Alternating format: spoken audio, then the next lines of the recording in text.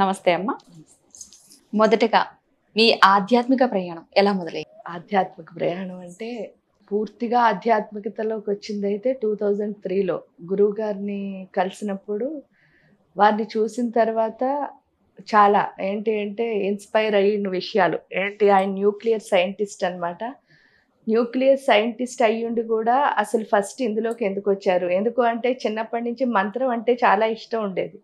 అందువల్ల ఎక్కువ మంత్ర జపాలు చేయడం ఇలాంటివన్నీ ఉన్నా కూడా ఎప్పుడు ఇందులోకి పూర్తిగా రావాలని అనిపించలేదు.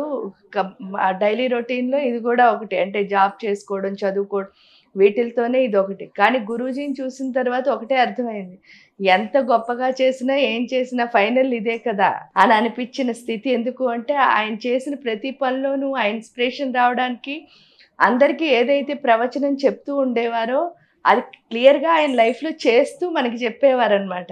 ఎప్పుడైనా అది వాళ్ళు చేస్తూ మనకి చెప్పినప్పుడు అది చాలా బాగుంటుంది. కాబట్టి అది చూసిన ప్రతిసారి మనం కూడా అలా మారచ్చు, అంటే ఇలా లైఫ్లో ఉంటూనే మనం ఇది చెయ్యొచ్చు అని చెప్పి ప్రతిసారి కూడా మనం చెయ్యిందేంటి, ఆయన్ని చూసి చేయాల్సిందేంటి అదే కనిపిస్తూ ఉండేది.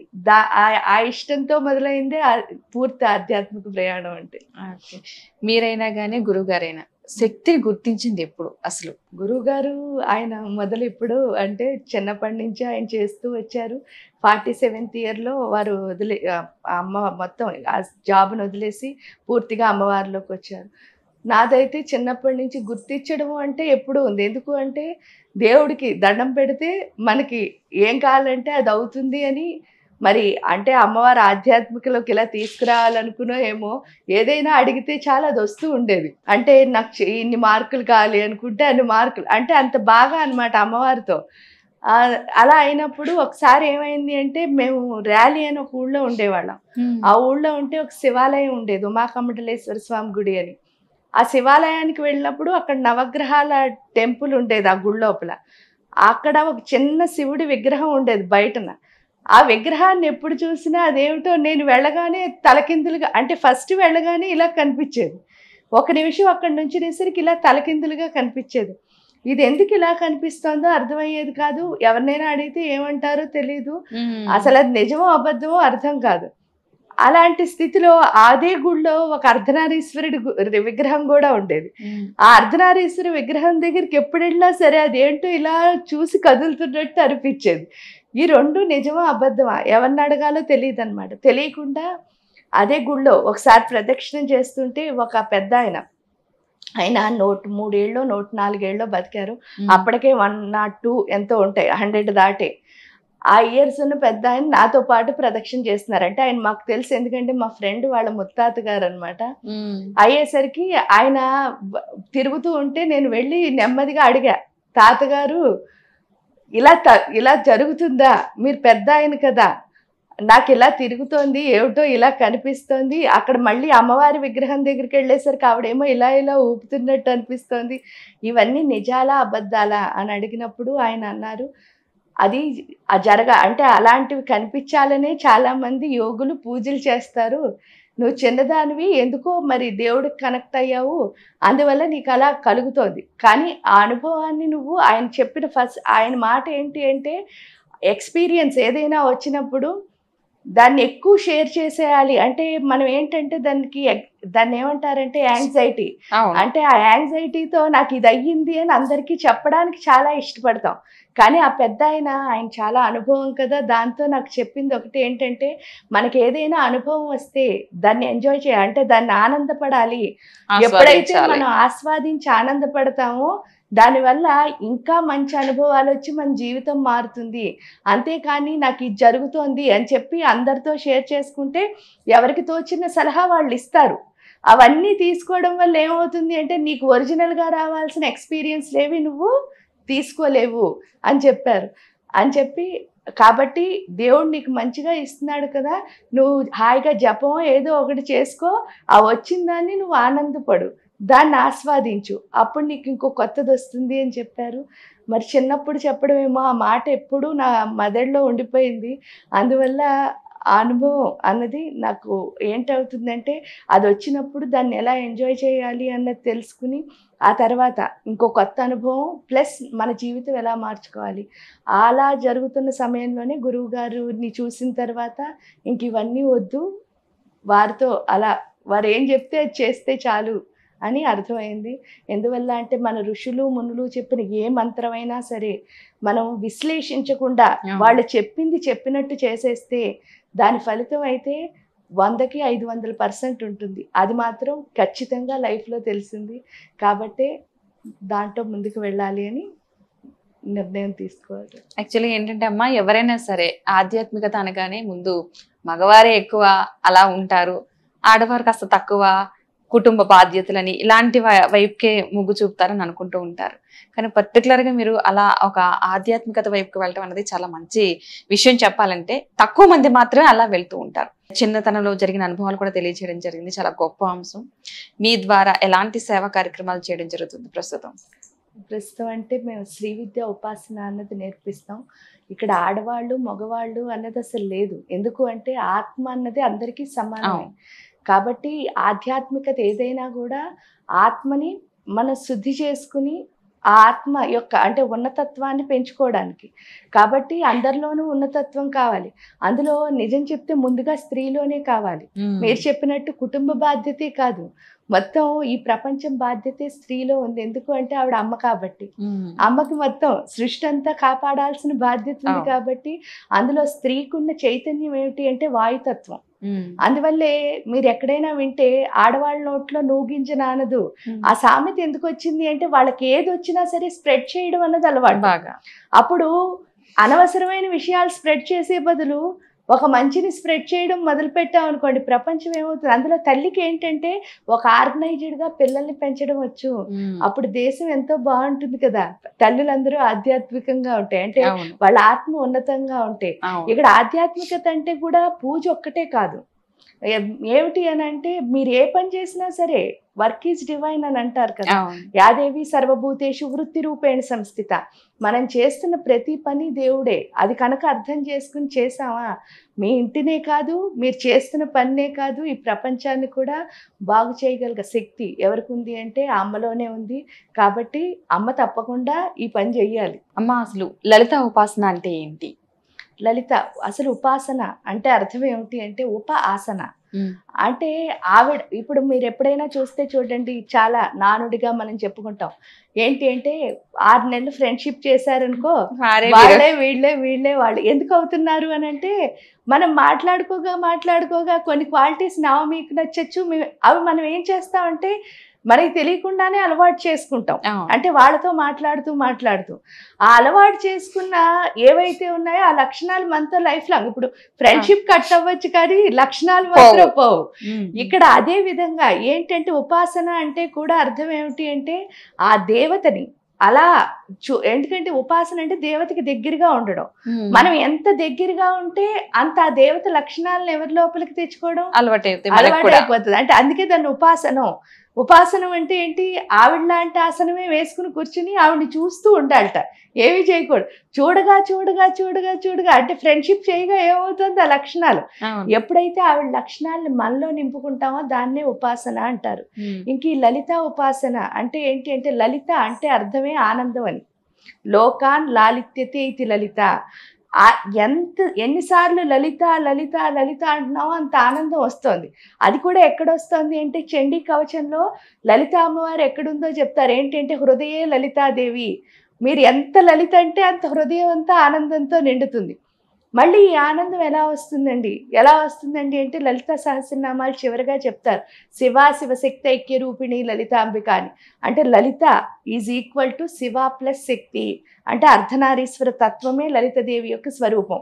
అర్ధనారీశ్వర తత్వం అంటే శివ అంటే ఏంటి అంటే జ్ఞానం అని అర్థం, శక్తి అంటే ఎనర్జీ. మనకి తెలుసు అంటే ఎనర్జీ నాలెడ్జ్. అంటే మనకి ఏవి ఆనందాన్ని ఇవ్వో అవి ఇస్తాయనుకుని ఏంటి నగలు పెట్టుకోవడం, డ్రెస్సులు వేసుకోవడం, సోఫాలు కొనుక్కోవడం, ఇల్లులు కొనుక్కోవడం, ఇవన్నీ హ్యాపీ అనుకుంటున్నాం. కానీ రియల్ హ్యాపీనెస్ అన్నది ఎక్కడి నుంచి వస్తుంది అంటే మన నాలెడ్జ్, మన ఎనర్జీలోనే అని చెప్పడమే లలిత ఉపాసన అంటే. ఇక్కడ లలిత ఉపాసనలో పూర్తిగా చెప్పేది ఏంటంటే హార్డ్ వర్క్ ఎలా చేయాలి, టైంని ఎలా పాడు చేసుకోకూడదు, అన్నీ మనకి పనికొచ్చేవే. ఉపాసన అంటే కూడా అంటే పూజ చేస్తే ఏమొస్తుంది అంటే లైఫ్కి ఒక ఆర్గనైజ్డ్ అంటే ఇప్పుడు ఎలాగోలా బతికేస్తున్న మనం ఆర్గనైజ్డ్గా లైఫ్ని ఎలా లీడ్ చేయొచ్చు అన్నది తెలుసుకుంటాం. అదే విధంగా లలిత త్రిపుర సుందరి అసలు ఎవరు, అసలు ఎలా పూజించాలనేది పెద్ద క్వశ్చన్ మార్క్. అంటే ఎవరికి తోచినట్టుగా వాళ్ళకి చెప్తూ ఉంటారు. మనం కొంతమంది ఒక రకంగా, కొంతమంది ఒక రకంగా చెప్తూ ఉంటారు. కాబట్టి త్రిపుర సుందరి అని ఒక్క నామం ఈవిడొక్కరికే ఉందమ్మా. మీరు ఏ దేవతకి కూడా త్రిపుర సుందరి అని పిలవరు. ఓన్లీ బాలను కానీ లలితని కానీ, ఎందుకంటే వాళ్ళిద్దరూ ఒకటే కాబట్టి లలిత కానీ బాల కానీ త్రిపుర సుందరి అని పిలుస్తారు. ఆ నామం యొక్క స్పెషాలిటీ ఏంటంటే త్రిపుర అంటే 3 పురాల్ని పరిపాలిస్తున్న సుందరి అంటే అందం. ఇప్పుడు 3 పురాలు ఎక్కడున్నాయంటే శ్రీమద్ వాగ్భవ కూటైక స్వరూపముఖ పంకజ అంటే ముఖం ఒక పురం, దీన్ని వాగ్భవ కూటం అంటారు. కంఠాదక్కటి పర్యంత మధ్యకూట స్వరూపిణి, దీన్ని కామరాజకూటం అంటారు. శక్తి కూటైక తాపన్న కట్టెదో బాధ అంటే పొట్ట కింద భాగం నుంచి కాళ్ళ వరకు ఉన్నదాన్ని శక్తి కూటము అని పిలుస్తారు. ఈ 3 కూటాలని పరిపాలిస్తోంది కాబట్టి ఆవిడని త్రిపుర సుందరీ దేవి అని పిలుస్తున్నారు. కానీ ఆవిడ ఎలా ఉంది, బ్యూటీగా ఉంది. కానీ ఇక్కడే ఉన్నాయన్నీ అందవిహీనమే. ఏమిటంటే అన్ని ఆలోచనలు ఏవైనా సరే అందవిహీన, వాటిని బ్యూటీగా మార్చుకోవడమే ఇక్కడ లలితాదేవి ఉపాసన అంటే. ఆ బ్యూటిఫుల్ గా మార్చుకోవాలంటే ఏంటి అంటే అందుకే మనకి చిన్నప్పటి నుంచి చెప్తారు ముఖంలో సరస్వతి ఉంది, హృదయంలో లక్ష్మి ఉంది, యోని స్థానంలో గౌరి ఉంది అని. ఈ 3 ఎందుకు చెప్తున్నారు అంటే ఇక్కడ వాగ్భవ కోట, జ్ఞానం అన్నది ఎక్కడి నుంచి వస్తుంది, ఇక్కడి నుంచి మీకు జ్ఞానం రావాలి, ఇక్కడి నుంచి పలకాలి. అవును. లక్ష్మి అంటే ఏంటి, లక్ష్మి అంటే మనం డబ్బులు అనుకుంటాం, వెల్త్ అంటే డబ్బులు కాదు, డబ్బులు కూడా ఒక వెల్త్. బట్ డబ్బులు ఒక్కటే వెల్త్ కాదు. ఎందుకంటే మన దగ్గర మనీ ఉందనుకోండి హ్యాపీగా ఉంటున్నావా, మనీ ఉంటే మన చుట్టూ ఫ్రెండ్షిప్ చేసే మనుషులు ఎక్కువ ఉంటారు కానీ వాళ్ళు కాదు కదా, శత్రువులు ఎక్కువ ఉంటారు. థర్డ్ వచ్చేసరికి ఆరోగ్యం. ఈ యొక్క మనీతో కొనుక్కోగలమా, కొనుక్కోలేం. ప్రాణాన్ని కొనుక్కోలేం కదా. నెక్స్ట్ ప్రశాంతత కొనుక్కోగలం. అంటే ఏంటి అంటే రియల్ వెల్త్ ఇది ఒక్కటే కాదు, మనకి ఏంటంటే 8 వెల్త్లు ఉన్నాయి, అందుకే అష్టలక్ష్ములు. ఆ 8 ఉంటేనే మనం హ్యాపీగా ఉంటాం. సో అది కామరాజకూటంలో నేర్చుకుంటాం. మన ప్రశాంతత ఉంటే చాలు. ఎందుకంటే అందరికంటే రిచెస్ట్ పర్సన్ ఎవరంటేట తృప్తి ఉన్నవాడు. అంటే మనిషికి తృప్తి ఉండదు. మన దగ్గర ఏమున్నా తృప్తి లేకపోతే మనం ఇంకా కావాలన్న ఒక కోరిక ఎక్కువగా ఉంటుంది మనిషికి. అది పోగొడితేనే లక్ష్మి ఉన్నట్టు. అంటే తృప్తి ఉంటేనే మనిషి లక్ష్మి ఉన్నట్టు. పార్వతి అంటే ఏంటి అంటే ఎనర్జీ, ఎప్పుడు ఉత్సాహంగా ఉండాలి. ఇవన్నీ ఉండాలంటే మనం ఎక్కడ ఉండాలండి అంటే ప్రెజెంట్ టెన్స్ లో ఉండాలి. ఎందుకంటే పార్వతి, లక్ష్మి, సరస్వతి ముగ్గురు ఒకే చోట ఉండాలంటే మనం ఎక్కడ ఉండాలి, వర్తమాన కాలంలో ఉండాలి. అందరూ చాలా మంది మీరు చెప్పినట్టే ఏంటంటే దేవుడు పూజ చేయడం అన్నది వాళ్ళకి సెకండ్. మిగతా పనులు అమ్మో నేను ఇప్పుడు ఇక్కడికి రాకపోతే ఎలా అయిపోయింది, నాకు ఈ టైం అయిపోయి అలా పరిగెడితే నచ్చుతుంది. కానీ మనం ఏ పని చేసినా సరే ఎలా చేయాలి అంటే చాలా ప్రశాంతంగా చేయాలి. ఆ టైంని వేస్ట్ చేయకుండా టైం ప్రకారం చేయాలన్నా కూడా మన ప్రశాంతతని మనం కోల్పోకూడదు. ఆ ప్రశాంతత అన్నది మనకి ఎక్కడి నుంచి వస్తుందంటే మంత్రంలో వస్తుంది. మంత్రానికి ఉన్న లక్షణం ఏంటి అంటే మన మైండ్ని నిశ్చలంగా చేస్తుంది. ఎప్పుడైతే మైండ్ నిశ్చలంగా ఉందో అప్పుడు మీరు అనుకున్న పని ఇప్పుడు రోజు గంటలో ఏదో ఒక పని చేస్తున్నారనుకోండి, అది పావు గంటలో చేయడం వస్తుంది. అంటే మీకు మిగతా 45 మినిట్స్ ఏమైంది, మీతో సేవ్ అయింది, మనతో పాటు ఉంటుంది. ఆ టైం మనతో ఉందంటే ఆ 45 మినిట్స్ లో ఇంకా మనం బోల్డ్ పనులు చేయొచ్చు. అంటే ఏంటి అంటే చాలా మంది మామూలు నార్మల్ గా కంగారు పడి పని చేసే వాళ్ళకి ప్రశాంతంగా చేసేవాడికి తేడా ఏంటంటే మన లోపల 5 ప్రాణాలు ఉంటాయమ్మా. అందుకే నైవేద్యం పెట్టినప్పుడు కూడా పాన, అపాన, ఉదాన, సమాన, ధ్యాన, ఈ 5 వాయువులు ఏం చేస్తున్నాయి అని అంటే అవే 5 ప్రాణాలు మన లోపలన్నవి. ఆ 5 ఇప్పుడు ఒక మనిషి మామూలుగా పనిచేసి హర్రీ బర్రీ అయ్యేవాడు, వాడు ఒక్క ప్రాణంతోనే పనిచేస్తాడు. అదే కనుక ఈ యోగం అంటే పూజ అనుకోండి, లేకపోతే ఏదైనా కుండలిని యోగం, ఏ యోగం అయినా ఆ యోగం చేసేవాడు ఏంటంటే 5 మనుషులు పని చేసేవాడు ఒక్క మనిషి పని చేస్తాడు. ఎందుకంటే వాళ్ళ 5 ప్రాణాలు ఏమవుతాయి, యాక్టివ్ అయిపోతాయి. అప్పుడు ఏమవుతుంది అంటే 5 పని ఒకటి చేస్తున్నాడు. అంటే మీకు 5 పని మీరు ఒక్కరు చేస్తే అప్పుడు మీ ప్రొడక్టివిటీ అనుకోండి, లేకపోతే మీరు మీ ఉద్యోగం అనుకోండి, లేకపోతే మీ అన్ని పెరుగుతాయా, పెరగవా? అవును. మరి దాన్ని పెంచుకోవాలి అంటే మనం ఏం పెంచుకోవాలి? ఫస్ట్ ఎనర్జీని పెంచుకోవాలి. ఆ శక్తిని పెంచుకోవడమే ఇక్కడ గౌరీదేవి. అది ఎలా పెరుగుతుంది అంటే మానవుల్లో శక్తి తగ్గిపోవడానికి కారణం ఏంటి అంటే ఫస్ట్ కారణం పేరు పక్క వాళ్ళతో పోల్చుకోవడం. ఏంటి అంటే మనం ఏం చేస్తుంటే అందరితో పోల్చుకుంటున్నాం. అందరితో పోల్చుకుని వాళ్ళలా నేను ఉండాలనుకోవడంలో ఎవరు కోల్పోతున్నారు? నన్ను నేను కోల్పోతున్నా. నన్ను నేను కోల్పోవడం కంటే ఇంక తక్కువదనం ఏమైనా ఉంటుందా? ఎందుకంటే నన్ను నేను చూసుకోవడం నా స్ట్రెంగ్త్, మిమ్మల్ని నేను చూసుకోవడం నా వీక్నెస్. అంతే. అర్థమైంది? అంటే నేను వీక్ అయిపోవడానికి కారణం ఏమవుతుంది? ఇంకోళ్ళని చూడటమే. తక్కువ చేసుకోవడం. అలా ఒక్కళ్ళని చూస్తున్నానా, పోనీ కనిపించిన వాళ్ళని కనిపించినట్టు పోల్చుకుంటున్నాం. అది ఎప్పుడు వదిలేస్తామో అప్పుడు మన ఎనర్జీ పెరుగుతుంది అన్నది గౌరీ అమ్మవారు చెప్తుంది మనకి. అది ఎప్పుడైతే అర్థమైందో అప్పుడు పైకి వచ్చేసరికి ఏంటి, లక్ష్మీ అమ్మవారు. ఆ లక్ష్మీ అమ్మ ఏం చేస్తుంది అంటే మనం ఎంత బాగా ప్రశాంతంగా ఉంచుకోవచ్చు. ఎందుకంటే ఫస్ట్ ఎప్పుడైతే ఎనర్జీ అన్నది వచ్చిందో, ఇక్కడ శక్తి అంటే ఏంటంటే చాలా మందికి తెలియక అయ్యో ఈరోజు తినలేదు వీక్ అయిపోయానండి, ఒక్క రాత్రి పడుకోకపోతే చాలా వీక్ అయిపోతాం అని మనం వింటాం. కానీ నిజంగా ఏంటంటే మనం నిద్ర అవ్వకపోవడం వల్ల కానీ తిండి వల్ల కానీ దేనికి శక్తి వస్తుంది అని ఒకసారి ఆలోచిస్తే దేనికి వస్తుంది? ఈ బాడీకి వస్తోంది అనుకుంటున్నాం, అంతే, కానీ రావటం లేదు. దానికి కారణం ఏమిటి అంటే ఎక్కువ పడుకున్నారనుకో, మీరు ఈ రోజు పని ఏమీ లేదు, అసలు సపోజ్ పని ఏమీ లేక పడుకున్నాం అనుకోండి ఈ రోజు అంతా, మళ్ళీ రాత్రి అయ్యేసరికి మనకి ఏమొస్తుంది? నిద్రే వస్తుంది. ఫ్రెష్ ఉందా అంటే అర్థం ఏమిటి? మనకి ఎనర్జీ పెరుగుతుందా తగ్గుతుందా? తగ్గిపోయినట్టే ఉంటుంది. ఎందుకంటే నిద్ర ఆల్రెడీ కామన్ అయిపోయింది. అప్పుడు తగ్గిపోతుంది అంటే అర్థం ఏమిటి అంటే నిద్ర వల్ల మీకు ఏం రావటం లేదు, ఎనర్జీ రావట్లేదు. అదే ఇక్కడికి తింటూ కూర్చున్నాం అనుకోండి రోజంతా, తింటున్న తర్వాత మనకి ఇక్కడి నుంచి అక్కడ అదే తినకుండా ఉంటే మీరు హాయిగా కదిలి అన్ని పనులు చేస్తారు నీరసంగా ఉన్నా. కానీ తినడం మొదలు పెట్టారా ఇంకే పని చేయాలని అంటే బద్ధకం వస్తుంది. అంటే రెండు మనకి ఏమివ్వట్లేదు, అతి నిద్ర అతి తిండి కూడా ఎనర్జీ ఇవ్వటం లేదు. ఇది నిలబెట్టుకోవడానికి మనం తినాలి, నిలబెట్టుకోవడానికి పడుకోవాలి, అంతే తప్ప రోజు. కానీ మరి నిజమైన ఎనర్జీ ఎక్కడుంటుంది అంటే నిజమైన ఎనర్జీ ఆత్మశక్తి. ఏంటంటే ఆత్మశక్తి ఎవరికి ఎక్కువ ఉంటుందో వాళ్ళే అన్ని చాలా బాగా చేయగలరు. ఎందుకంటే ఆత్మస్థైర్యం లేనివాడు ఏమీ చేయలేడని మళ్ళీ మనమే చెప్తున్నాం. మరి ఆ ఆత్మశక్తిని పెంచుకోవాలంటే ఈ తిండి ఈ నిద్ర పనికిరాదు. మరి ఏ తిండి ఏ నిద్ర ఉండాలండి అంటే ఎప్పుడు మెడిటేషన్, యోగ నిద్ర. ఈ నిద్ర వల్ల ఏమవుతుంది? ఇంకా నిద్ర వస్తుంది, నీరసం వస్తుంది. అదే యోగ నిద్ర చేస్తే ఏమవుతుంది? శక్తి వస్తుంది, ఎనర్జీ పెరుగుతుంది, ఉత్సాహంగా పనిచేయగలుగుతున్నారు. ఎవరైనా ఉత్సాహంగా పనిచేయాలని అనుకుంటారు కానీ పడుకోవాలనుకోరు. ఆ టైంలో ఏదో బద్ధకం, లేకపోతే మైండ్ ఏం చేస్తుంది, ఎప్పుడైతే మనకి బద్ధకం పెరిగిందో ఇది మన మాట వినదు. ఆ వినకపోవడం వల్ల కంపారిజన్ రావడానికి కూడా కారణం ఏమిటంటే 5 జ్ఞానేంద్రియాలు 5 కర్మేంద్రియాలు. ఈ జ్ఞానేంద్రియాలు ఏం చేస్తాయి? మంచిని చెడుని లోపలికి తీసుకుంటాయి. అంటే తిన్నది ఒకటే కాదు, మనకి తెలియక ఏమనుకుంటున్నాం, తిన్నది వెళ్తోందండి ఇక్కడ జీర్ణాశయంలో జీర్ణం అవుతుంది, చెడు కిందకు వస్తుంది, మంచి పైకి వెళుతోంది అనుకుంటున్నాం. కానీ చూసింది, విన్నది, మాట్లాడింది, అన్ని చెడులు అన్ని మంచులు లోపలికి వెళ్ళి డైజెస్ట్ అవుతున్నాయి.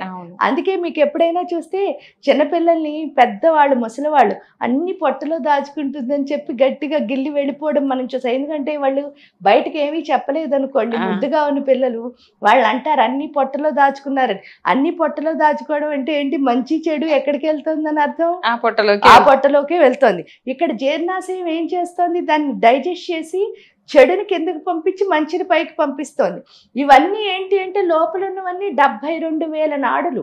మీరు చూస్తే ఆ 72,000 నాడులు 3 ప్రదేశాల్లో కనెక్ట్ అవుతాయి. అది చూడండి, వాగ్భవకూటం అంటే ఏంటి? బ్రుగుటి ఇక్కడ ఉంది. అంటే ఇక్కడ 3 కనెక్ట్ అవుతున్నాయి. కామరాజు కూటం అంటే హార్ట్ లో కూడా 3 కనెక్ట్ అవుతున్నాయి. డాక్టర్స్ అయినా అదే చెప్తున్నారు. శక్తి కూటం అంటే ఏంటి, యోనిస్థానం, అక్కడ కూడా 3 అంటే జెంటల్ పాయింట్, స్త్రీకైనా పురుషుడికైనా అక్కడ 3. కంపారిజన్ అన్నది ఎక్కడ మొదలవుతోందంటే అక్కడి నుంచే, శక్తి కూటం నుంచే. ఈ మొదలవుతున్నది ఏమవుతోంది, ఇప్పుడు కంపేర్ ఎప్పుడైతే చేసుకున్నావు అది మంచి కాదు కదా క్లియర్ గా. అప్పుడు చెడు పైకి వెళ్తోంది. చెడు ఎక్కడి నుంచి బయటకు రావాలి, అక్కడి నుంచి బయటికి పోవాలి, కింద నుంచి బయటకు పోవాలి. ఆ బయటకు పోవాల్సింది కాస్త మళ్ళీ చెడు పైకి వస్తుంది. అప్పుడు ఏమవుతుంది, పొట్టలోకి వెళ్ళేసరికి మొత్తం అంతా పొట్టంతా చెడుతో నిండిపోతుంది. చెడుతో నిండిపోయినప్పుడు ఇక్కడ మంచి ఎలా వస్తుంది, అందువల్లే రక్తం లేదు. చూడండి ఏంటి, రక్త ప్రసరణ సరిగ్గా జరగట్లేదు, డి విటమిన్ డెఫిషియన్సీ, ఈ జబ్బు ఆ జబ్బు, అన్ని జబ్బులు కారణం ఏమిటి అంటే మన దగ్గర లోపల 6 రసాలు ఉంటాయి. ఈ 6 రసాలు ఏంటంటే జీర్ణాశయం జీర్ణం చేసిన తర్వాత మీరు వింటారు శ్లేష్మం, క్లోమం, రవణం, మధురం. ఈ రసాలు ఏం చేస్తాయి అని అంటే 72,000 నాడులు అంటే చిన్న చిన్న ట్యూబులు అని అర్థం. ఆ ట్యూబుల్లో ఏమవుతుంది, క్లీనింగ్ అవసరం కదా. ఆ క్లీనింగ్ అవసరం కాబట్టి ఆ క్లీన్ చేయడానికని ఎవరో వెళ్ళి చేయలేము. అందుకని వాళ్ళు అమ్మవారు మనం పుట్టక ముందే దేవుడు ఏం చేశాడు, లోపల రసాలను పెట్టి క్లీన్ చేసి ఈ మంచి చెడు సెపరేట్ చేసే స్థితి వాటికి ఉంది. ఈ సెపరేట్ చేసేది కాస్త ఏమవుతుంది, ఎప్పుడైతే చెడు పైకి వెళ్ళిపోతుందో అవి అయితే పెరుగుతున్నాయి, లేకపోతే తగ్గిపోతున్నాయి. ఆ తగ్గడం వల్లే మానవుడికి 2 జబ్బులు వస్తాయి. మీరు చూస్తే లవణం పెరిగిందనుకోండి హై బ్లడ్ ప్రెషర్ అంటే తగ్గింది, లో బీపీ. మధురం పెరిగిందనుకో హై షుగర్, లో షుగర్. ఇలాగే ప్రతి దానికి 2 అంటే 12 జబ్బులు. ఇప్పుడు వాటికి పుట్టారు మనవలు, ముని మనవలు అలా పుట్టి క్యాన్సర్లు ఏవో చెప్తున్నాం కదా. ఈ జబ్బులన్నిటికీ కారణం ఏమిటి అంటే ఒకే ఒక లక్షణం, అది కంపేర్ చేసుకోవడం. అది ఎప్పుడైతే అర్థమైందో మనం పక్క వాళ్ళతో కంపేర్ చేసుకుంటే మనం ఏమవుతుంది, మన శరీరమే పాడవుతోంది. ఇప్పుడు ఏం చేశారు అంటే ఇక్కడ ఎప్పుడైతే ఆ కంపారిజన్ పోవాలంటే గౌరీదేవి శక్తి రావాలి. కాబట్టి మనకి ఋషులు మునులు ఇచ్చిన పూజా ప్రక్రియ పేరు తర్పణము అని ఇచ్చారు. తర్పణం అంటే ఏంటి, తర్పయామి అన్న పదానికి అర్థం ఏమిటి అంటే తృప్తి అని అర్థం. అందుకే చూడండి, మీరు ఎప్పుడైనా నదులకి వాటికి వెళ్తే దేవుడికి దోశలతో పట్టుకుని తర్పణాలు సూర్య భగవానుడికి వదులుతున్నాం. అలాగే ఒక్కొక్క దేవుడికి ఒక్కొక్కటి ఉంటుందన్నమాట. ఆ తర్పణం చేయడం ద్వారా ఏంటి, ప్రతిసారి ఆ మంత్రం చదివి తర్పయామి అంటున్నాం. అంటే అర్థం ఏమిటి, ఆ దేవుడిని పిలిచి, మంత్రం అంటే ఏంటి, మంత్రానికి దేవుడు అధీనుడు. అంటే అక్కడ అర్థం ఏమిటి అంటే ఈ అక్షరాలన్నీ కలిపితే, ఇప్పుడు ఇది గణపతి మంత్రం అండి అని చెప్పారనుకో, ఆ ఫామ్ ఏమవుతుంది, ఎక్కడ ఏర్పడుతుంది, మన సూక్ష్మదేహం. ఎప్పుడైతే మన సూక్ష్మదేహంలో ఆ ఫామ్ ఏర్పడుతుందో, మీరు గణపతిని పిలిచి ఏమడుగుతున్నారు, తృప్తి ఇవ్వవా అని అడుగుతున్నారు. అప్పుడు దేవుడు ఏం చేస్తున్నాడు, మనకి తృప్తి ఇస్తున్నాడు. ఎప్పుడు తృప్తి ఇచ్చాడో అప్పుడు పక్క వాళ్ళతో ఏం చేయాలనిపించట్లే, మనకి కంపేర్ చేసుకో. అదొక్కటి మానేస్తే మనం ఏమవుతున్నాం, మంచిగా ఎనర్జీగా ఉంటుంది. అంటే శక్తి రావడం కోసం చేస్తున్న పనిది. ఎప్పుడైతే మనలో ఈ కంపారిజన్ పోయిందో, మనలో స్ట్రెంగ్త్లన్నీ మనకి తెలుస్తాయి. ఎప్పుడైతే మీలో స్ట్రెంగ్త్ మీకు తెలిసిందో, మీరు ఎదగడం చాలా ఈజీ అవుతుంది. అక్కడ మనకి అది అర్థమవుతుంది, శక్తిని ఎలా తెచ్చుకోవాలి. అంటే శక్తి పోవడానికే కారణం కంపారిజన్. అది అయిపోయిన తర్వాత ఇక్కడికి వచ్చాం, లక్ష్మి లేకపోవడానికి కారణం ఏమిటి అంటే మన ఎమోషన్స్. ఆ ఎమోషన్స్ రావడానికి కారణం ఏంటంటే, లక్ష్మి ఎవరి భార్య, విష్ణుమూర్తి. విష్ణువు ఎప్పుడు మనకేమిస్తున్నాడు, మాయ ఇస్తాడంటారు కదా, ఆ మాయాశక్తి లక్ష్మి. అందుకని మనకి తెలియక ఏం చేస్తున్నాం, డబ్బులు వెనకాల ఎప్పుడు పరిగెడుతూ ఉంటాం. ఏంటి లక్ష్మి అంటే డబ్బులు అనుకుని, కానీ నిజమైన లక్ష్మి ఏంటి, డబ్బులు ఒక్కటే కాదు, ఫస్ట్ మనం ప్రశాంతంగా ఉండడం కూడా లక్ష్మి. అది తెలియాలి అంటే మరుగుతున్న నీళ్లున్నాయి, మరుగుతున్న నీళ్లలోకి వెళ్ళి మీరేమంటున్నారు, నా మొహం కనిపించాలని ఇలా తొంగి చూస్తున్నారు. మరుగుతున్న నీళ్లలో ఎప్పుడైనా మొహం కనిపిస్తుందా, కనిపించదు. కానీ అదే కనుక ఆ వాటర్ దించేసి ఒక గిన్నె మామూలుగా పెట్టండి, ప్లెయిన్ వాటర్ లో మీ మొహం చూసుకుంటే కనిపిస్తుందా, కనిపించదా, నార్మల్ వాటర్ లో కనిపిస్తుంది. అంటే ఏంటి, 2 నీళ్లే. మనకి ఎందుకు కనిపించట్లేదు అంటే, నిజం ఎప్పుడు చూడాలన్నా సరే ఇక్కడ ఎమోషన్స్ ఉండకూడదు. ఎమోషన్స్ ఉన్నంతసేపు నేను మిమ్మల్ని ఎలా ఊహించుకుంటే మీరు అలాగే కనిపిస్తారు. నేను కనుక ప్లెయిన్ గా ఉన్నాను అనుకో, అప్పుడు మీరేం చెప్తున్నారో నాకు అర్థం అవుతుంది. ఫస్ట్ అర్థం చేసుకునే స్థితి రావాలి అంటే నేను ప్లెయిన్ వాటర్ కింద మారాలి. ఆ ప్లెయిన్ వాటర్ కింద ఎవరు చేస్తారంటే లక్ష్మీ అమ్మవారు చేస్తారు. ఏంటంటే మనలో ఉన్న బ్యాడ్ క్వాలిటీస్ ఒక్కొక్కటి తీసేసి చివరికి నిజమైన వెల్త్ అంటే ఏంటో అర్థం చేయేటట్టు చేసేది లక్ష్మి. ఎప్పుడైతే అర్థమైందో ఫస్ట్ పీస్ఫుల్ గా మారిపోతాం. మన దగ్గరికి ఎవరు వచ్చినా సరే ఫస్ట్ టైం ఎలా చూసామో అలా చూడడం వస్తుంది, అలవాటు అవుతుంది. ఎప్పుడు అలవాటు అయిందో ఇంక ఎవరితో మనకేమి పెద్ద ఉండదు, ప్రాబ్లం ఉండదు. ఎందుకంటే ఫస్ట్ అలాగే చూసాం కాబట్టి ఇక్కడికి వచ్చేసరికి ఏమవుతుంది అంటే లక్ష్మీదేవి లక్షణం. అందుకే మీరు అష్టోత్తరం ఎప్పుడైనా చదివితే ప్రకృతి నమః అని చెప్పడం వింటాం. ప్రకృతి నమః అంటే అర్థం ఏమిటి అంటే ఆ లక్ష్మి ఎప్పుడూ మీకు వనరులు ఇస్తూ ఉంటుంది, అంటే రీసోర్సులు ఇస్తూ ఉంటుంది. ఇచ్చిన రీసోర్స్ నాదని తెలుసుకున్న వాడు లైఫ్ లో ఏమవుతాడు, ఎదుగుతాడు. అంతే. ఈ రీసోర్స్ నాది కాదనుకున్నాం అనుకో, అంటే మనకి యాక్సెప్ట్ చేసి లక్షణం లేదు కదా. లేదు. ఇప్పుడు ఇక్కడికి వచ్చిన తర్వాత ఎప్పుడైతే లక్ష్మీ అమ్మవారు ప్రశాంతంగా చేసిందో, నేను ప్రతి ఒక్కదాన్ని యాక్సెప్ట్ చేయడం మొదలు పెడుతున్నానో, అప్పుడు వచ్చేది ఏంటి అంటే నాకు వచ్చిన ప్రతి రీసోర్స్ని ఎలా వాడుకోవాలో తెలుస్తుంది. ఎందుకంటే అన్ని బంగారు పళ్ళెంలో పెట్టి అన్నం కూర పప్పు అలా వచ్చి నువ్వు తినమ్మా అని రావు. కొన్ని బియ్యంలో రావచ్చు, కొన్ని పప్పులా రావచ్చు. ఎలా వచ్చినా మనం వాడుకునే తినడానికి అంటే మనకు ఉపయోగపడేటట్టుగా చేసుకోవాలి. అది ఇక్కడ అర్థమవుతుంది లక్ష్మి వల్ల. అది ఎప్పుడు అర్థమైందో, నాకు వచ్చిన ప్రతి రీసోర్స్. ఎందుకంటే మన చుట్టూ వచ్చిన జనం ఎవరైనా సరే ఒకళ్ళు కోపంగా రావచ్చు, ఒకళ్ళు ప్రేమగా చెప్పచ్చు, కానీ ఎవరు ఎలా చెప్పినా సరే మనం అర్థం చేసుకుని మార్చుకోవడంలో ఉంటుంది. అది ఇక్కడ అర్థమవుతుంది లక్ష్మి వల్ల. ఎప్పుడైతే అర్థమైందో అప్పుడు సరస్వతి అమ్మవారు. ఈ సరస్వతి అమ్మవారు లక్షణం ఏమిటి అంటే, ఇప్పుడు లక్ష్మి ఏం చేసింది, నీకు రీసోర్స్ ఇచ్చింది, అది నా రీసోర్సే అన్నది మనం అర్థం చేసుకోవడం వరకు బాగుంది. కానీ మళ్ళీ దాన్ని నేను ఎలా ఉపయోగించుకోవాలో తెలియాలి కదా నా లైఫ్ కి. అవును, వచ్చేసింది దాన్ని యూజ్ చేసుకోవాలి కదా, తెలియాలి. ఆ యూజ్ చేసుకుని నాలెడ్జ్ ఎక్కడి నుంచి వస్తుంది అంటే సరస్వతి అమ్మవారి నుంచి వస్తుంది. ఈ సరస్వతి అమ్మవారు ఏం నాలెడ్జ్ ఇస్తారు అని అంటే, అసలు ఎలాగొచ్చినా సరే అది ముడి పదార్థం రానివ్వండి, లేకపోతే ఆర్నమెంట్ కింద రానివ్వండి, ఫైనల్ గా నేను ఏం చేయాలి, నా మెడలోనో నా చెవులకో నా చేతులకో మార్చుకోవాలి. అలా మార్చుకుని అంటే అది ఎలా వచ్చినా సరే మన మార్చుకునే స్థితి. ఇప్పుడు చాలా మంచి నాలెడ్జ్ నేర్చుకోవడం అంటే చెప్తాను, మీరు ఇలా కూర్చుని మాట్లాడినప్పుడు మీరు నాలెడ్జ్ నేర్చుకోవచ్చేమో. రెండోది, మీరు రోడ్డు మీద నడుస్తున్నారు, ఎవరో ఇద్దరు మాట్లాడుకుంటూ ఉంటారు, అనుకోకుండా మీ చెవిలో పడినప్పుడు కూడా దాని నుంచి మీరు నేర్చుకోవచ్చు. లేదా ఒక సినిమాకి వెళ్తారు, ఆ సినిమాలో బోల్డ్ అని జరుగుతాయి, కానీ అందులో ఒక విషయం మీకు బాగా అర్థమయ్యి అవును కదా ఇది కదా అనుకోవచ్చు. లేదా ఒక బుక్ చదువుతారు, ఆ బుక్ లోంచి అనిపించచ్చు. అంటే నాలెడ్జ్ అనేది ఇలాగే రావాలని రూల్ ఏమీ లేదు, ఈ ప్రకృతి నుంచి ఎలా అయినా రావచ్చు. ఆ వచ్చిన దాన్ని మనకు అనుకూలంగా మార్చుకోవడం అనేది ఏంటి మన పద్ధతి. అది ఎప్పుడు వస్తుంది అంటే, మీరు పూర్తిగా మీరు ఏది చేస్తున్నారో ఆ వృత్తితో మీరు ఎలాగైపోవాలి, కలిసిపోవాలి. దాన్ని ఏమంటారంటే ప్యాషన్ అంటారు. ఇక్కడ రెండు ఉంటాయి, ఫ్యాషన్ ఒకటి, ప్యాషన్ ఒకటి. ఫ్యాషన్ అంటే అర్థం ఏమిటి అంటే, చాలా మంచి నేను ఇది చేస్తున్నాను అనేది గొప్పగా చేస్తారు. అంటే ఇది చేస్తున్నానంటే అందరికీ తెలియాలి, లేకపోతే ఆర్భాటం అవ్వాలి. ఒకడికి ఎలా ఉంటుందంటే చాలా సింపుల్ గా ఉంటుంది, కానీ వాడు చేస్తున్న పని మీద వాడికి ఏముంటుంది, పూర్తి అవగాహన ఉంటుంది, చెయ్యాలని నమ్మకం ఉంటుంది, నేను చేస్తున్నానన్న ఒక ఫీలింగ్ ఉంటుంది. ఎప్పుడైతే నేను చేస్తున్నాను అన్నది మనం మర్చిపోయి తాదాత్మ్యం చెందగలిగి చేసాము, దాన్నే ప్యాషన్ అంటారు. నేను చేస్తున్నాను అన్నది ఎప్పటి వరకు ఉందో అప్పటి వరకు అది చేసిన దాని వల్ల కూడా ఏమి అందంగా ఉండదు. ఇది ఇంకోటి కూడా ఉంది, ఎవరైతే సరస్వతి పూర్తిగా మీరు ఫ్యాషనబుల్ గా కాదు ప్యాషనబుల్ గా మారుతారో వాళ్ళ దగ్గర ఏంటి అంటే నీటి యొక్క తత్వం వస్తుంది. నీరుకున్న లక్షణం చూడండి, అది ఎప్పుడు ఫ్లో అవుతూ ఉంటుంది. ఫ్లో అవుతూ ఉంటే పాత ముందుకెళ్ళిపోతుంది, మళ్ళీ కొత్తది వస్తుంది, మళ్ళీ పాత ముందుకెళ్ళిపోతుంది. అంటే అర్థం ఏమిటి అంటే, ఇక్కడ అదే పనిలో కొత్తగా ఎలా క్రియేట్ చేయొచ్చు అన్నది నీరు నేర్పిస్తోంది. అవును. సో అంటే వీడికి ఏమవుతుందంటే, వాడు చేస్తున్న పనినే ఇంకా కొత్తగా ఎలా చేయగలరు, ఇంకా అవన్నీ వస్తూ ఉంటాయి అన్నమాట.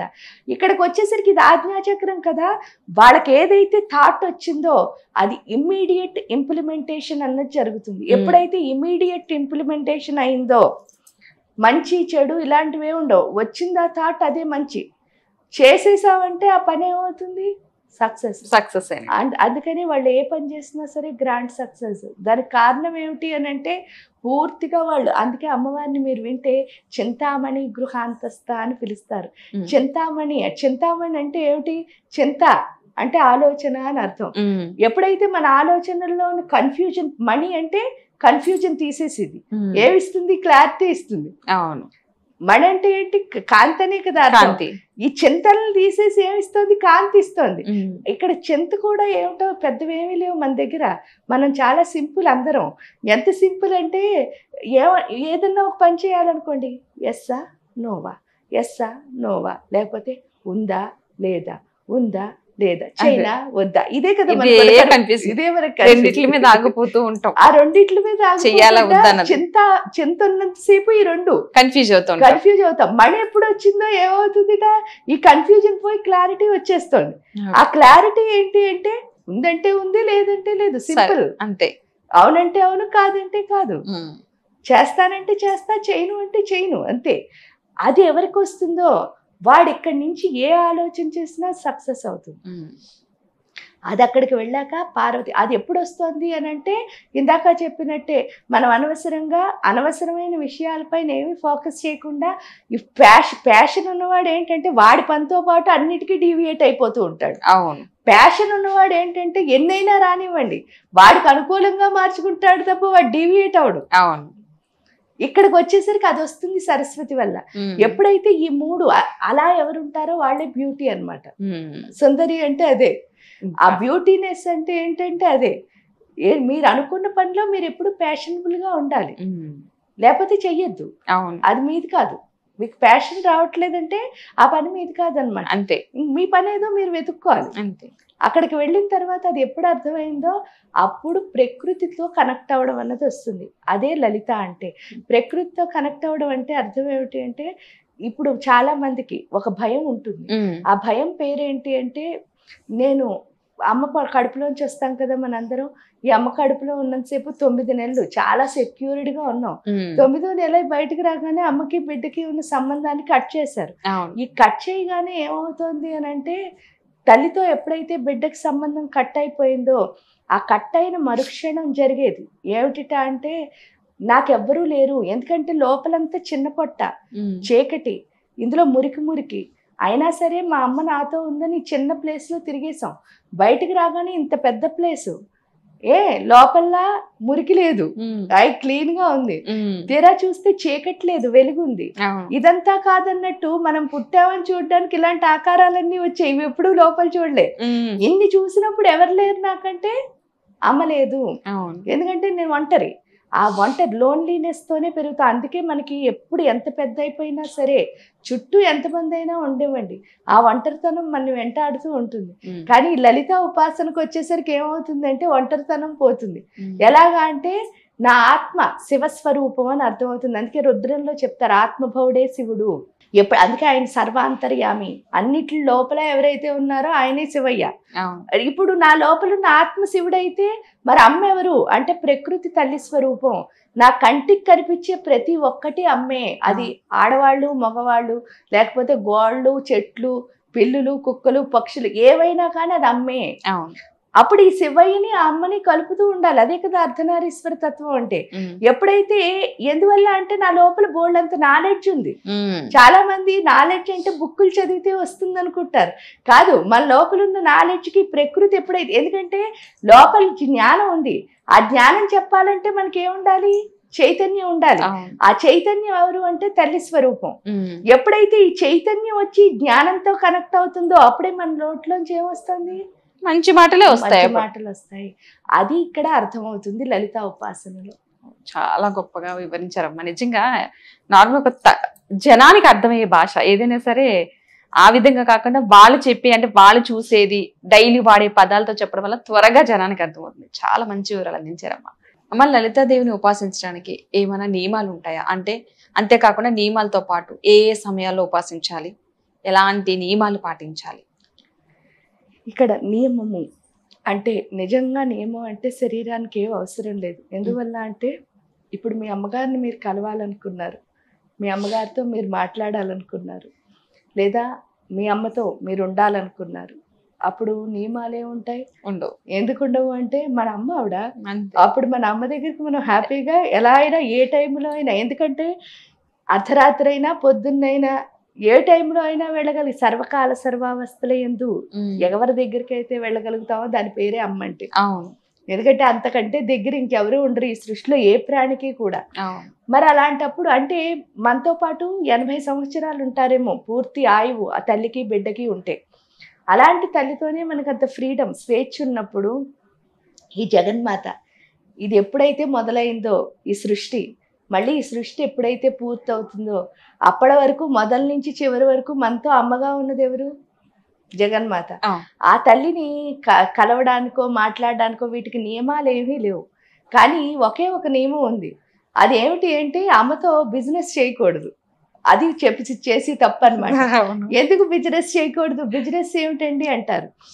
ఇప్పుడు మనకి పిల్లలు ఉన్నారనుకో, వాళ్ళు వచ్చి ఏదైనా పని ఉన్నప్పుడే మనతో మాట్లాడుతున్నారు అనుకోండి, మనకి ఎలా అనిపిస్తుంది? అవసరం కొద్దీ మాట్లాడుతున్నా, అవసరం తీరిపోయిన తర్వాత తల్లి అర్థం చేసుకున్నా కూడా మనసుకి మాత్రం కొంచెం కష్టంగానే ఉంటుంది యాక్సెప్ట్ చేయడానికి. ఇక్కడ ఈ తల్లి కూడా ఏంటి అని అంటే బిజినెస్ అంటే చూడండి, ఏదైనా కోరుకుందనుకో చాలా మంది అకేషనల్ గా పూజ చేస్తారు. అంటే అది అకేషనల్ అని ఎందుకు అంటున్నానంటే అయితే నవరాత్రులు అవ్వాలి, లేకపోతే దానికి వాళ్ళ కోరికలు ఏమైనా ఉండాలి. ఆ స్పెషల్ దినాల్లో మాత్రమే పూజ అవుతుంది. ఆ రోజు మాత్రం పొద్దున్నే లేచి చాలా బాగా చేసుకుంటారు, మిగతా రోజులంతా అసలు ఏమి ఉండవు. ఆ చేసినప్పుడు కూడా వీళ్ళ కోరిక కోసం సపోజ్ ఏమైనా పూజ చేస్తే ఆ కోరిక తీరింది అనుకోండి, ఓకే. తీరకపోతే ఏం చేస్తాం? అమ్మవారిని నిందిస్తాం కూడా. కానీ ఇక్కడ నిజం ఏమిటి అని అంటే అమ్మతో అలా చేయొచ్చా? ఇప్పుడు మీరు షాప్కి వెళ్తున్నారు, ఏదో ఒకటి కొనుక్కోవాలనుకుంటున్నారు. ఆ కొనుక్కోవాలి అనుకున్నప్పుడు ఏం చేస్తున్నారు? వాళ్ళకి డబ్బులు ఇస్తున్నారు, వాళ్ళు క్యాష్ పాయింట్లో మీరు తెచ్చుకున్న సామాను వాళ్ళు మీకు ఇస్తున్నారు. ఇక్కడ కూడా అంతే కదా. ఒక పూజ చేసి కోరుతున్నాను అంటే అర్థం ఏమిటి? నేను అదే అక్కడ డబ్బులు బదులు ఇక్కడ మంత్రం ఇస్తున్నానో లేకపోతే ఏదో స్తోత్రం ఇస్తున్నానో, అందుకే కదా నాకు అది కావాలి అని. అది తప్పు కదా. ఇంకొకటి, మన కోరికకి దేవుడికి అసలు సంబంధం లేదు. అది ఎలా చెప్తారు అని అంటారు. దేవుడు ఉండడం లేకపోవడం, దేవుడు నిందించకపోవడం అన్నది చాలా ఎందుకు తప్పంటే, ఇప్పుడు సపోజ్ మనం స్కూల్కి వెళ్తున్నాం, స్కూల్లో జాయిన్ చేసేది ఎవరు అని ఒకసారి ఆలోచిస్తే తల్లిదండ్రులు జాయిన్ చేస్తారు. స్కూల్లో దించేది తీసుకొచ్చేది ఎవరంటే తల్లిదండ్రులు. లేదా బస్సు పెడితే దానికి కావాల్సిన డబ్బులు కట్టేది వాళ్ళే. ఇంకా క్యారేజీలు ఇస్తారు, ఏదైనా అక్కడ స్కూల్లో ఫీజులు అంటే ఫీజులు, పిక్నిక్ అంటే పిక్నిక్, అన్ని పంపించేది తల్లిదండ్రే. ఆడేది కొనుక్కుంటానన్నా. కానీ స్కూల్లో టీచర్ చెప్పిన పాఠం ఎవరు వినాలి? వాళ్ళు వినాలి. ఎవరైతే ఉన్నారో వాళ్ళు వినాలి. ఇప్పుడు నేను డాక్టరో ఇంజనీరో యాక్టరో ఏదో ఒకటి అవుతానన్నాను అనుకో, దానికి సంబంధించిన చదువులో పూర్తి నాలెడ్జ్ ఎవరు సంపాదించాలి? ఎవరు వెళ్ళారో వాళ్ళు. పరీక్ష ఎవరు రాయాలి? వాళ్ళే రాయాలి.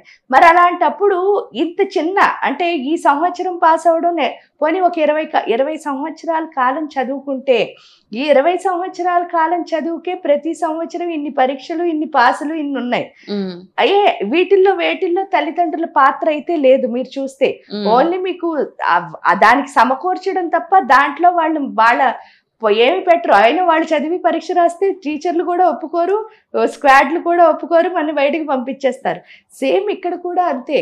దేవుడు అంటే ఏంటి అంటే నీ డెస్టినీ ఏదైతే ఉందో అది నువ్వే రీచ్ అవ్వాలి.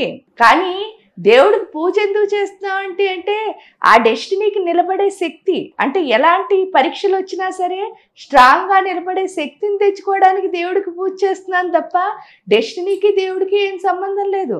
నా కోరిక నాదే కదా, అంతే, నేనే కదా తీర్చాలి. అది కనుక అర్థమైందనుకో ఇంకెవ్వరూ దేవుడిని నిందించరు. ఎందుకు అని అంటే దేవుడు ఎక్కడున్నాడు అని అంటే హృదయస్థ రవిప్రఖ్యా త్రికోణాంతర దీపిక అంతర్ముఖ సమారాజ్య. ఆ స్ట్రెంత్ ని పెంచుకుంటే దేవుడు ఎక్కడున్నాడో మనకి తెలిసిపోతుంది. ఎప్పుడైతే నా లోపల దేవుడు ఉన్నాడో మరి ఆ దేవుడి యొక్క శక్తి ఏం చేస్తుంది? నన్ను ముందుకు నడిపిస్తోంది. ఆ ముందుకు నడిపించినప్పుడు ఆ కోరిక నేను తీర్చుకోకపోవడం అనేది నా యొక్క స్ట్రాంగ్ విల్ మీద ఉంటుంది. ఎప్పుడైతే నా స్ట్రెంగ్త్ బాగా పనిచేసిందో అక్కడ ఒక్కొక్కసారి అంత స్ట్రాంగ్ గా పనిచేసిన పని అవ్వకపోవచ్చు. అది అవలేదని దేవుడిని ఎందుకు నిందించకూడదంటే మన అమ్మగారే ఉన్నారు. ఎప్పుడైనా మనం చిన్నప్పుడు చూడండి చాలా మంది, అది అందరికీ ఉంటుంది, ఈ ఆల్మోస్ట్ పిల్లలందరికీ, మనం పాకుతున్నప్పుడు వెళ్ళి దీపం ముట్టుకోవాలని ట్రై చేస్తాం. ట్రై చేస్తే ఇంట్లో ఎవరైనా చూసారు అనుకో అని గోల్ చేసి మన లాక్కొచ్చేస్తారు. వాళ్ళు ఎన్నిసార్లు లాక్కొచ్చినా మళ్ళీ మనం వెళ్ళడానికి ట్రై చేస్తున్నాం. ఎందుకు అంటే అక్కడ ఉన్న బ్రైట్నెస్ చూసి మనం ఏమనుకుంటున్నాం, అబ్బా చాలా బాగుంది దాన్ని ముట్టుకుందాం అనుకుంటున్నాం. కానీ ఇక్కడ ఉన్న పెద్దవాళ్ళకి ఏం తెలుసు, దాన్ని ముట్టుకుంటే కాలుతుందని తెలుసు. కాబట్టి పెద్ద అయ్యాక మనకు కూడా అర్థమవుతుంది. ఒకవేళ ఎప్పుడైనా వాళ్ళు చూడకుండా కనుక మనం ముట్టేసుకుంటే కాలితే కదా మనకు అర్థమైంది, నెక్స్ట్ టైం నుంచి అటు వెళ్ళాం. అవునా?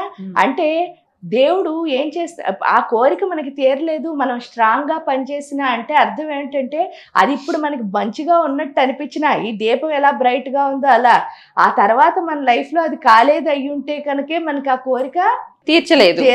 ఇంకా మంచిది, ఇంకా ముందు ముందు మంచిది ఉందేమో, ఇంకా మంచి జరిగే అవకాశాలు ఉన్నాయి, అందుకే దీన్ని ఆపేసి ఉంటాడు. అలా ఆలోచిస్తే గనక అసలు ఎవరు కూడా దేవుణ్ణి నిందించకూడదు. ఎందుకంటే మన ఇంట్లో చిన్న సంఘటనే ఇలా మనకి తెలిసినప్పుడు ఆ పెద్దవి మనం కోరుకున్నప్పుడు అది మనకి రాలేదు అంటే అర్థం ఏమిటి అంటే అది కాలేదు అయి ఉంటుంది, దాని వెనక చాలా పరమార్థం ఉంటుంది. దాన్ని అర్థం చేసుకున్నావా ఇంక మళ్ళీ దాని వైపు మనం వెళ్ళక్కర్లే. అది మనకి రావాల్సిందే, అయితే మనకి ఎప్పుడు మనం యూజ్ చేసుకోగలమో అప్పుడే వస్తుంది.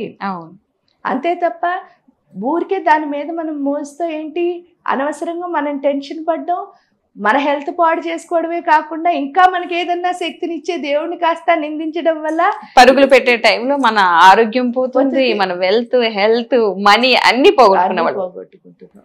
అది ఒక్కసారి కనుక మనం ప్రశాంతంగా ఆలోచిస్తే అది ఎందుకు ఇవ్వలేదు అన్నది మనకు అర్థం చేసుకునే శక్తి అన్నది వస్తుంది. అప్పుడు దానివల్ల ఏమవుతుంది అంటే మనం ఎటువైపు వెళ్ళాలి అన్నది కూడా మనకు ఒక క్లారిటీ ఉంటుంది. అది ఇక్కడ అర్థం చేసుకుంటాం. అంతేకాని దేవుడిని నిందిస్తే ఏమవుతుంది అంటే ఇంకా కొత్తగా ఇప్పటి వరకు చేసిన పాపాలే కాకుండా మనకి ఇన్ని ఇచ్చిన దేవుడికి, ఎందుకంటే అన్నిటికీ విలువ ఎప్పుడంటే అమ్మ ఈ సోఫాకో లేకపోతే ఈ గాజులకో లేకపోతే మనం పెట్టుకున్న నగలకో లేదా మనం కట్టుకున్న ఇళ్లకో వీటన్నిటికీ ఎప్పుడు విలువ అంటే మనం బతుకుంటే. అవును, ఈ ప్రాణం పోయిందనుకోండి ఇవేమి మనకి తెలియదు, మనతో రావు, కనీసం ఉన్నాయి కూడా తెలియదు. అంటే అర్థం ఏమిటి అంటే ఇక్కడ అన్నిటికంటే విలువైంది ఏంటి, కాస్ట్లీయెస్ట్ ఐటమ్ మన దగ్గర ఉన్నది మన ప్రాణమే.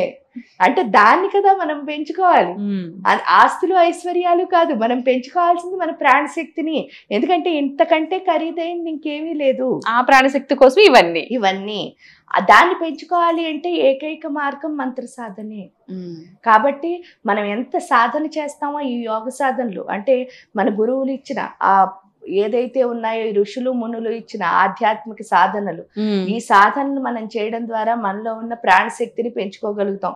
ఎప్పుడైతే ఆ ప్రాణశక్తిని మనం పెంచుకున్నామో అది పెంచుకోవడం ద్వారా ఏమవుతుంది అంటే వీటన్నిటికీ విలువ వస్తుంది. పైగా మన దగ్గర ఇందాక చెప్పినట్టే 5 ప్రాణాలు ఏవైతే ఉన్నాయో ఒక మనిషి చేసి పని ఐదుగురు మనుషులు చేసి పని ఒక మనిషి చేయగలుగుతాం. ఆ ఎనర్జీ ఆ ప్రాణశక్తి ఉంటే అప్పుడు చేస్తే ఇంకా బోల్డంతా మీరు అనుకున్న దానికంటే ఎక్కువ సాధించగలుగుతారు. అమ్మా, లలితా త్రిపుర సుందరికి అదే విధంగా శ్రీచక్రానికి మధ్య ఉన్న సంబంధం ఏంటి అసలు ఈ రెండింటి మధ్య? శ్రీచక్ర రాజనిలయ శ్రీమద్ త్రిపుర సుందరి అంటే ఆ శ్రీచక్రం మధ్యలో బిందు స్థానం ఏదైతే ఉందో ఆ బిందు స్థానంలో ఉన్నదే లలిత అమ్మవారు. ఆ లలిత సహస్రనామంలో చెప్పడం విధంగా శ్రీచక్రం అనేది అంతర్రాజ్యం అని అంటారు. ఇక్కడ అమ్మవారు ఏంటంటే భోగమోక్ష ప్రదాయిని, అంటే మనకి భోగం మోక్షం ఇహలోకంలో ఈ శ్రీచక్రార్చన చేస్తే ఏంటి అంటే ఇహలోకంలోనూ సుఖంగా ఉంటాం, పరలోకంలోనూ సుఖంగా ఉంటాం అన్నది. ఇంకా ఈవిడికి దానికి ఉన్న సంబంధం అంటే ఆవిడ అందులో మధ్యలో ఉన్న దేవత. మననే ఎవరో సైంటిస్టులు ఏం కనుక్కున్నారట అంటే ఎంత గొప్ప విషయమో చూడండి, మన వాళ్ళు లలితా సహస్రాన్ని వసిన్యాది వాగ్దేవతలు రాశారు. ఈ సహస్రనామాలు చదివితే అన్ని సహస్రనామాలు పూర్తయ్యేసరికి ఏమవుతుంది అంటే శ్రీచక్రాకారం వస్తుంది. అంటే ఆ లలితా సహస్రనామం చదువుతూ ఉంటే ఆ డ్రాయింగ్ ఆకారం ఏమొస్తుంది అంటే శ్రీచక్రం. ఇంకా దీన్ని ఇంకొంచెం ముందుకు తీసుకువెళ్ళి కొంతమంది సైంటిస్టులు ఏం చేశారు అని అంటే ఈ లోపల ఇంటర్సెక్షన్స్ ఉన్నాయి కదా ట్రయాంగిల్స్, ఈ ట్రయాంగిల్స్ అన్నీ కలిపితే ఏమొస్తుందా, ఎందుకంటే ఏదైనా 2 పదార్థాలు కలిసి ఉంటే దాన్ని కనుక కంప్యూటర్ యాప్లో పెడితే ఏమిటి అంటే అది ఏమిటి ఒరిజినల్ పదార్థం ఏమిటో వచ్చేస్తుంది. అంటే యాపిల్ ముక్కలన్నీ కోసాం అనుకోండి, ఆ ముక్కలన్నీ ఒక ముక్కను కనుక అక్కడ పెడితే అంటే 2 కలిసిన ముక్కల్ని అది యాపిల్ అని వచ్చేస్తుంది అనమాట. ఆ విధంగానే ఇక్కడ ఈ ట్రయాంగిల్స్ కలిసి ఉన్నాయి కదా, ఈ కలిసి ఉన్న ట్రయాంగిల్స్ ని పెడితే ఏమొస్తుంది అని వాళ్ళు చూసినప్పుడు ఏమొచ్చిందిట అంటే లలిత అమ్మవారు బాణం చాపం పాసం అంకుశంతో కూర్చుని ఉన్నట్టు వచ్చిందిట. అంటే అర్థం ఏమిటి అంటే అది ఆ లలితకి దానికి ఉన్న సంబంధం ఏమిటి అంటే లలితే శ్రీచక్రం, శ్రీచక్రమే లలిత. అదే విధంగా దానికి అర్చన చేస్తే మనం ఏమవుతున్నాం అంటే ఆ లలితలా మారుతున్నాం కదా. ఉపాసన అంటే అదే కదా చెప్పాను. అంటే అర్థం ఏమిటి అంటే శ్రీచక్రానికి మనకి ఉన్న సంబంధం కూడా అదే. ఇక్కడికి వచ్చేసరికి అది ఎంత గొప్పది అని అంటే శ్రీచక్ర యంత్రరాజము అని చెప్పడానికి కూడా కారణం ఏమిటి అంటే ఆ ఇందాకనే చెప్పాను, సూర్యుడి శక్తి మన లోపలికి ఎప్పుడైతే వస్తుందో మన ప్రాణశక్తి పెరుగుతుంది. ఈ యంత్రాలకు ఉన్న లక్షణం ఏమిటి అని అంటే యంత్రాలకి ఎంత పూజ చేస్తామో అంత సూర్యుడి యొక్క శక్తి మన హృదయానికి వస్తుందన్నమాట. అందుకే దాన్ని స్పర్శ తన్మాత్ర అని చెప్తారు. అంటే ఇక్కడ 5 తన్మాత్రలు ఉంటాయి మన లోపల. అందుకనే 5 రకాలు పూజ. ఏ పూజ చేయాలైనా 5 అంగాలు అంటారు. ఆ 5 అంగాల్లో యంత్ర పూజ అన్నది ఒకటి. ఆ యంత్రానికి పూజ ఎప్పుడు చేస్తున్నామో అప్పుడు సూర్యుడి యొక్క శక్తి ఎప్పుడైతే పెరుగుతుందో మన ప్రాణశక్తి పెరగడం మొదలు పెడుతుంది. ఆ మొదలు పెట్టడం ద్వారా మనకు అర్థమయ్యేది ఏమిటి అని అంటే నా లోపలే ఆ లలిత ఉంది అని అర్థమైనప్పుడు ప్రతి ఒక్కళ్ళలోనూ మనం దేన్ని చూడగలం? ఆ అమ్మవారిని చూడగలుగుతాం. ఇక్కడ ఏంటంటే శ్రీచక్రానికి అమ్మవారికి ఉన్న మధ్య సంబంధం అంటే ఆ శ్రీచక్రంలో బిందు స్థానంలో లలితా పరమేశ్వరి కూర్చుని ఉంటారు. అమ్మ శ్రీచక్రంలో 10 దిశల దేవతలు ఉంటారు కదా, అసలు ఆ దేవతలు ఎవరు? ఇక్కడ శ్రీచక్రంలో ఉన్న ఆవరణ దేవతల్ని ఖడ్గమాలా దేవతలు అని పిలుస్తారు. ఆ ఖడ్గమాలా దేవతలు ఎవరు అంటే మీరు ఖడ్గమాల చదివితే అందులో ఉంటారు చూడండి, మా సిద్ధి, లగ్గిమా సిద్ధి, గర్మ ఇలా మొదలుకొని త్రిపుర సుందరి దేవి వరకు ఉన్న మొత్తం అందరి దేవతలు ఆ శ్రీచక్రంలో ఉండి ఆవరణాలని రక్షిస్తూ ఉంటారు. అందులో మళ్ళీ ఒక్కొక్క ఆవరణ గురించి చెప్పుకుంటే అందులో శ్రీచక్రంలో 9 ఆవరణలు ఉంటాయి. ఆ 9 ఆవరణలు మన శరీరంలో ఉన్న 9 రంధ్రాలకే ప్రతీకలు. ఆ 9 రంధ్రాలకి ఎలా ప్రతీకలు అంటే చెప్పారు ఏమని, క్షేత్ర స్వరూప క్షేత్రేసి క్షేత్ర క్షేత్రజ్ఞ పాలిని అని. క్షేత్ర స్వరూపం అంటే అర్థం ఏమిటి అంటే బోళ్ళన్ని శక్తిపీఠాలను ఒకే ప్రదేశంలో ఉంచితే దాన్ని క్షేత్రం అంటారు. అలా బోళ్ళన్ని శక్తిపీఠాలు ఒకే ప్రదేశంలో ఉన్న బోళ్ళన్ని ప్రదేశాల్లో శరీరం కూడా ఒకటి. అది ఎలా అండి అంటే దీనికి చూసే శక్తి ఉంది చూడండి, కళ్ళు చూడగానే ఇది ఏం చేస్తూ ఉంటుంది? వినే శక్తి.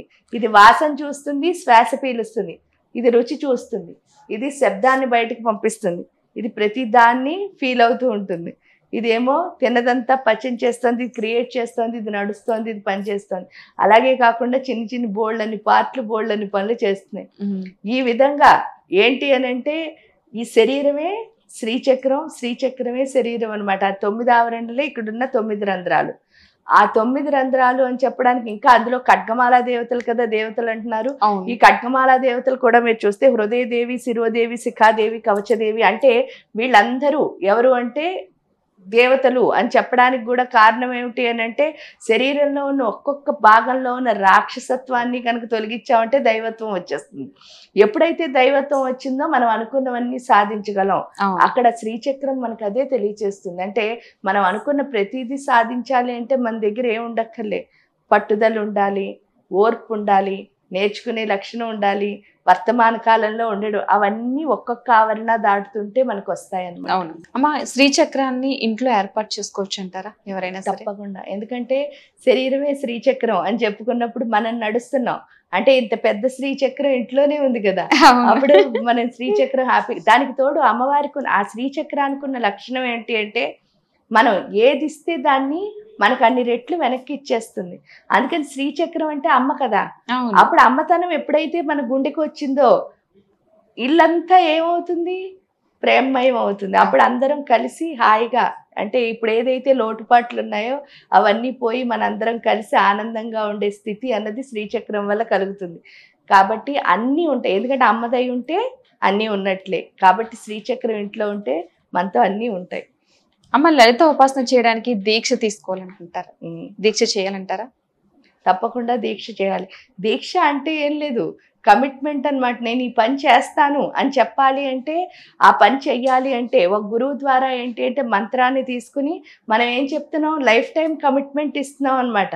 నేను ఈ మంత్రాన్ని ఎప్పటికీ చేస్తూ ఉంటాను.